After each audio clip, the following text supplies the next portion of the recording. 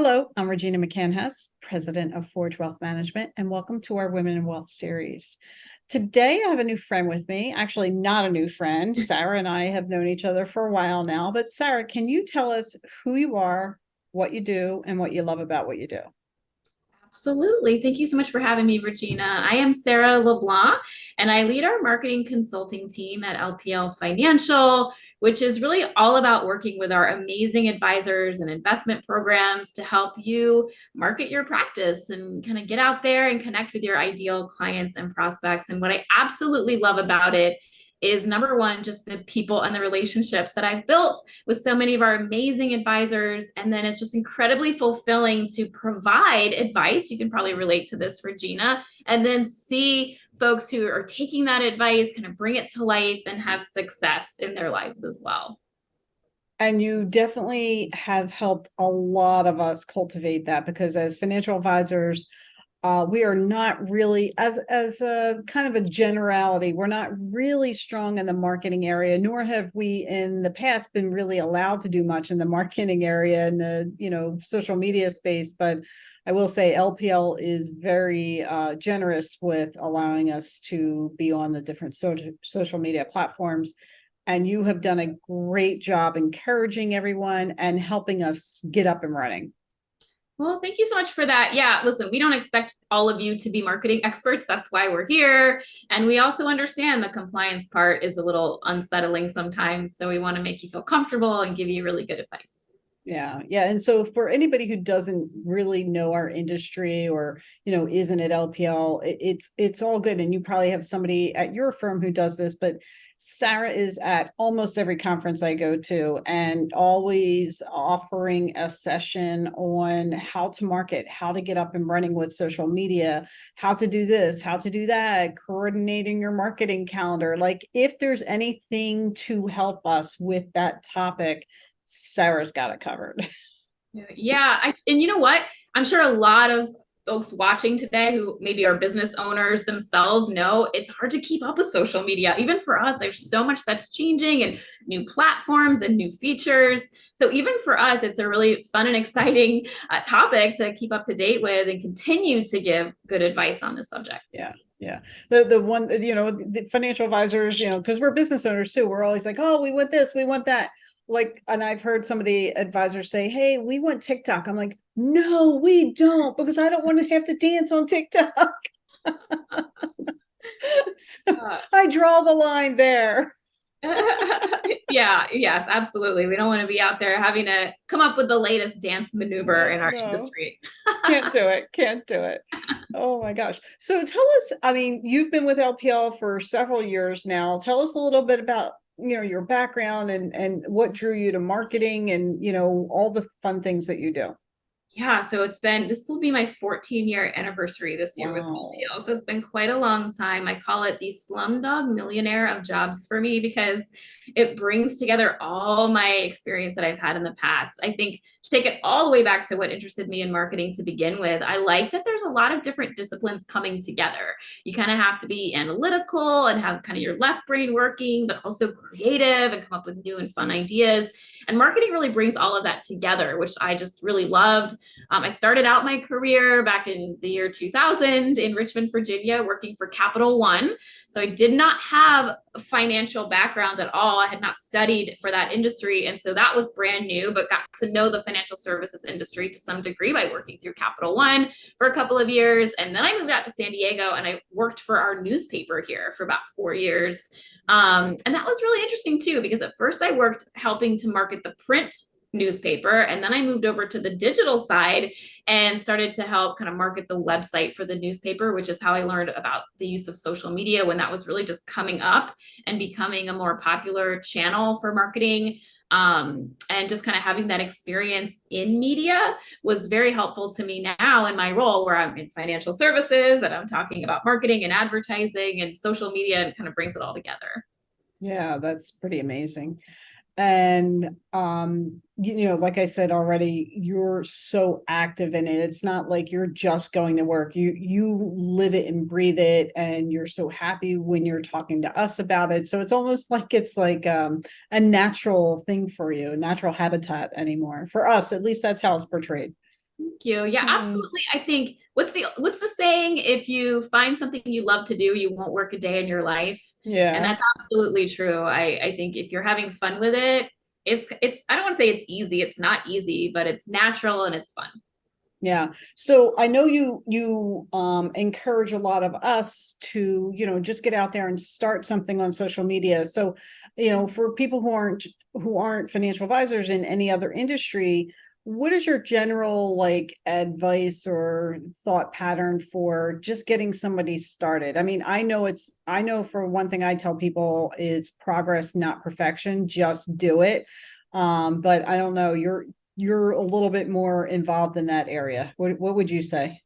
Yes, progress over perfection is one of my favorite things. So I'm so glad you mentioned that. It's true. I think the hardest part is always just getting started. And I see a lot of folks overthinking it, trying to do Mm. everything all at once and try to, getting lots of great ideas. There's lots of great content creators out there and wanting to do it all right from the beginning. And that can feel really overwhelming and create that sort of analysis paralysis where you're afraid to get started because it's a lot.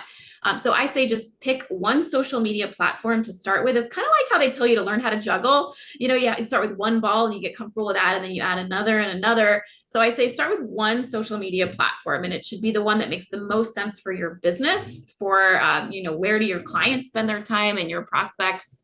And which one are you most interested in participating in? Because if you have a passion around LinkedIn, for example, then that's where you're probably going to have the most success as long as your clients are there. And then just start small, start where you're comfortable. Maybe just interact with other people's contents. As you know, Regina, I often say, don't forget the social part of social media. If you're just thinking about it as everything you're posting, then that's just the media component of it. So even just starting out by observing what other people are sharing, interacting with their content, becoming a part of the community, and that's going to help you think about, okay, well, then where's my voice and how do I get started, whether it's a post or a video? How often do I want to jump in and share content? And just know that your strategy will grow as you progress. Yeah, and that's great advice because that's kind of what I did and probably took that advice from you. And I just started following some other advisors in my field who were doing the social media and doing it well. We have some people who knock it out of the park at LPL, like just have some great content. And, I know they're in some of my study groups or different peer groups that we're in. So I get to see them both on air and off air, and they're just really dynamic people. So yeah, just pick somebody or pick more than one person who you think is doing a great job on the professional side of social media, and just track them and maybe not copy them, but maybe borrow some ideas and but bring your own flavor to it, and like just start small, like Sara said, and build it up from there. And one of the other pieces that you have said in a couple of the meetings have been like, you don't need expensive equipment. You can start out with just your iPhone or just your computer. I mean, we're recording this on a Zoom meeting, and I a lot of times have my Yeti microphone and a little video camera. But today it's just my MacBook Pro. I got AirPods in, and we're doing it through Zoom. So the quality is so good with some of our computers now. You don't need special professional grade equipment anymore. It's so true. I feel like I keep throwing out all these cliches, but one of them is content is king. And that's absolutely true. I think, oftentimes, just kind of speaking to the women, we get that sometimes more than the guys. Like the guys just want to spend a ton of money and get the fanciest cameras and equipment. And I know offices where they've set up whole studios, Yeah. expensive equipment and haven't used it yet. And then they get started. And so I always Yeah. say go the other way around, focus on your message, focus on what you have to say to add value to your network. Be authentic, and that is going to draw a lot more attention and engagement than some fancy expensive camera. So for me, I use my Absolutely. iPhone. I have a $30 tripod with a ring light I got off of Amazon, and that's all I use for the Yeah. most part. I also do have a little lapel mic, so if you're recording outside, which is always nice if you're making video content, that helps reduce the background noise. But Yeah. otherwise, keep it simple. I do agree with that because I tried to do an outside video like spur of the moment, and I'm not normally not too spur of the moment. I usually kind of think it through a little bit and plan it. And I didn't have that little mic with me. and I couldn't use the video because it was windy and all you could hear was the wind. And it wasn't like hurricane wind, it was just windy, breezy. And I was just like, all I could hear was that. The other thing I use a lot is that ring light. And you can get small ones, you can get medium sized ones, you get big giant ones. And they're really helpful, like especially today where I am, it's actually snowing. And so it's like dark and stuff like that. Whereas if it's sunny, you have the better lighting that way. So the ring lights really help bring a little bit more brightness into things. So that's kind of helpful advice Yeah, too. I call it the Barbara Walters lighting. I like to make sure it's rest in peace, Barbara. We love Barbara, but I just having know. it kind of even out your skin tone. Sometimes I need a couple ring lights pointed at me. It depends on the day. But speaking of lighting, though, a good tip that you mentioned, sunlight is great natural lighting. But keep in mind, like if you are filming video content, to keep this light source facing you as opposed to behind you. So look for the sun if you're outside and face it, which is uncomfortable because sometimes you feel like you're squinting Yeah. into the sun, but it's much better that way than if you have it behind you, because then you kind of look like you're in shadows Yeah. and it's Yeah. not the best. Yeah. I've learned that lesson the hard way. Oh, well. Oh my gosh. Progress So over perfection, right? yes, exactly. Exactly. So if people wanted to follow your social media, where are good places for them to go follow you? Yeah, I love adding new LinkedIn connections. So if you're on Okay. LinkedIn, check me out there, Sara LeBlanc. And I should be pretty easy to find, I think. If you, LPL Financial, of course, is my employer, so you'll see me there. On Twitter, I am the Sara LeBlanc, so you can also follow me there. And we are getting started at LPL looking at adding Instagram to our platform. So before you know it, I'll have an Instagram account as well. You can follow, but not quite yet. We're working on that. Well, I will tell if anybody is curious about what Sara does and to follow her, she does great work and I follow her. So absolutely think it's a great idea to connect and follow with Sara for sure, for Thank sure. you. I appreciate that. Yeah. Yeah, no problem. All right, so we've been in the professional world for so long. Tell us about maybe some of the challenges that you have faced as a professional woman.